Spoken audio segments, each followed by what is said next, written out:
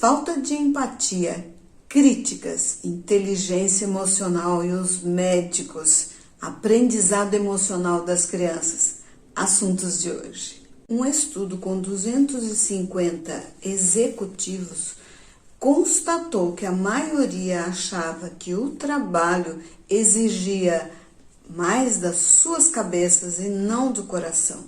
Muitos temiam que a empatia e a piedade com aqueles com quem trabalhasse pusesse em conflito as metas e as organizações. Liderança não é dominação, é a arte de convencer pessoas a trabalhar por um objetivo comum. Em termos de motivação, quando as pessoas acreditam que o fracasso se deve a si mesmo e que não podem mudar, elas perdem a esperança e deixam de tentar. Mas os fracassos se devem às circunstâncias e sempre podemos fazer alguma coisa para mudar. Levinson aconselha a quem recebe uma crítica a ver a crítica como uma informação valiosa sobre como fazer melhor e não como um ataque pessoal. E também a vigiar o impulso de se defender em vez de assumir responsabilidade.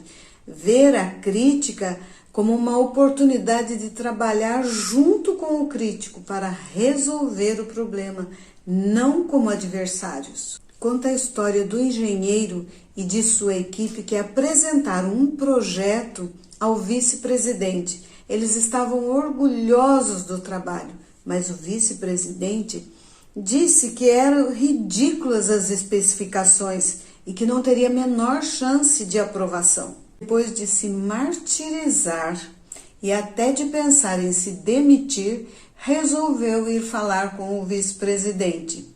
E ele disse que não tinha percebido o quanto feriu os sentimentos de alguém e se desculpou. Foi falta de informação do que se esperava e de como poderia reformular. Numa empresa, todos são parte de um sistema. É preciso um feedback da liderança ou a produtividade será comprometida por causa da insatisfação dos funcionários. Assim como num casamento, a crítica feita apenas quando já está transbordando é recebida como uma afronta. O tal vice-presidente poderia ter dito: o problema é que seu plano vai demorar demais e vai elevar o custo. Reveja a possibilidade de reduzir o tempo de execução. A crítica habilidosa é sobre o que a pessoa fez e o que pode fazer melhor, não sobre o caráter. Veja a crítica como uma forma de melhorar e não como um ataque pessoal. Não ficar na defensiva, assumir a responsabilidade e tentar buscar uma solução. No capítulo A Mente e a Medicina, conta que foi ao médico por causa de uma dor na virilha e o médico lhe pediu exames para verificar a função renal, a citologia.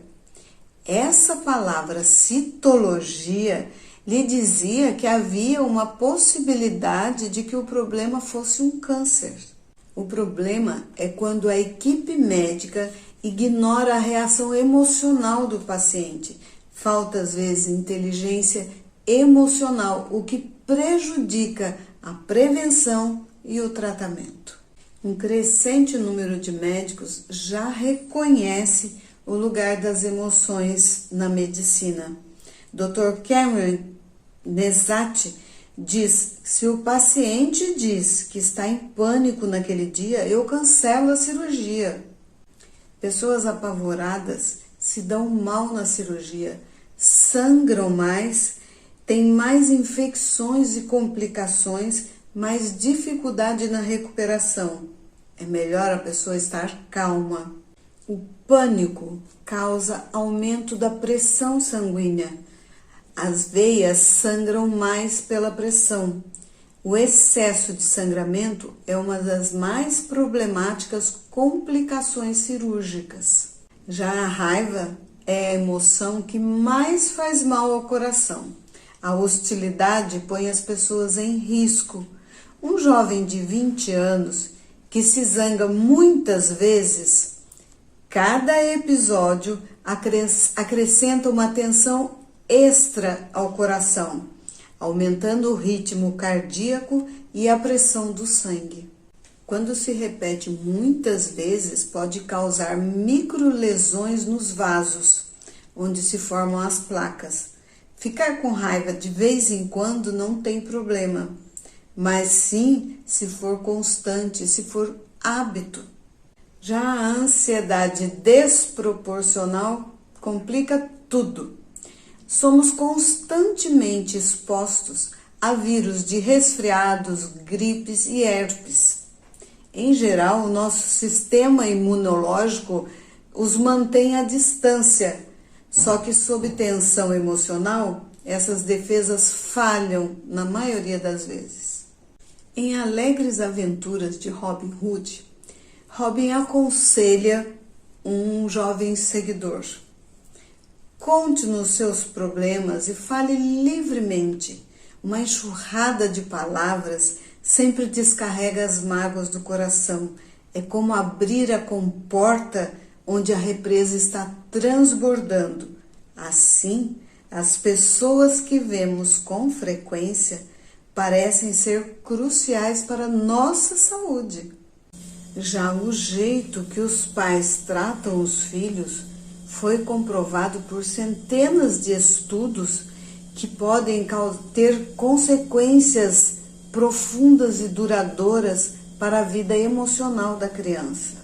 Imagine um bebê que acorda às 3 horas da manhã chorando. No primeiro caso, a mãe pega o bebê com carinho, amamenta, olha para ele com carinho e com amor. O bebê mama tranquilamente e volta a dormir. No segundo caso, a mãe pega dizendo: cale a boca, eu não aguento mais, acabe logo com isso. Nem olha para ele. Está pensando, lembrando da briga com o marido. O bebê para de mamar. E a mãe diz: não quer mais? Não mame. Então, o coloca no berço e deixa chorando até dormir de exaustão. O primeiro bebê está aprendendo que pode confiar que as pessoas vão notar, vão perceber as suas necessidades e vão ajudar. O segundo está descobrindo que ninguém lhe dá a mínima. O primeiro bebê vai sentir confiança básica. O segundo, desconfiança básica. As crianças tratam as outras como foram tratadas. Se preocupam com os colegas ou não. Têm dificuldade de aprendizagem ou não. Inclinação à depressão ou não.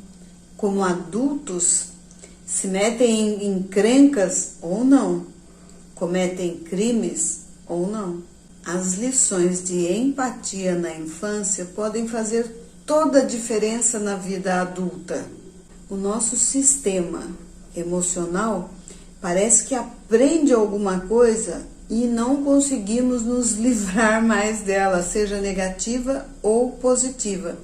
O que a terapia faz é ensinar a controlar e pode ser reformulada. O aprendizado emocional é para a vida toda, é da vida toda. A tendência a um temperamento melancólico surge no primeiro ano de vida. Algumas mães protegem os filhos excessivamente de algumas situações. Já outras mães ensinam os filhos a enfrentar as situações de timidez. Nos dois casos, vai refletir no futuro. Os educadores começam a compreender que o analfabetismo emocional é pior que as notas baixas em matemática e leitura, por exemplo.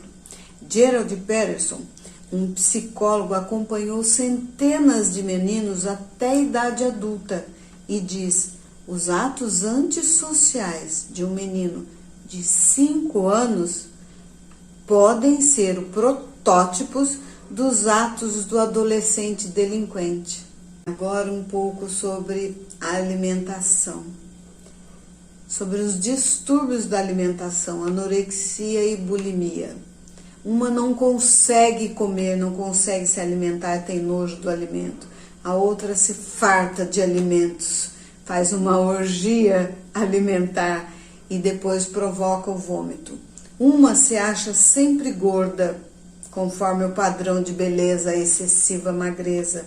A outra se acha sempre com fome, não distingue fome de raiva e demais sentimentos.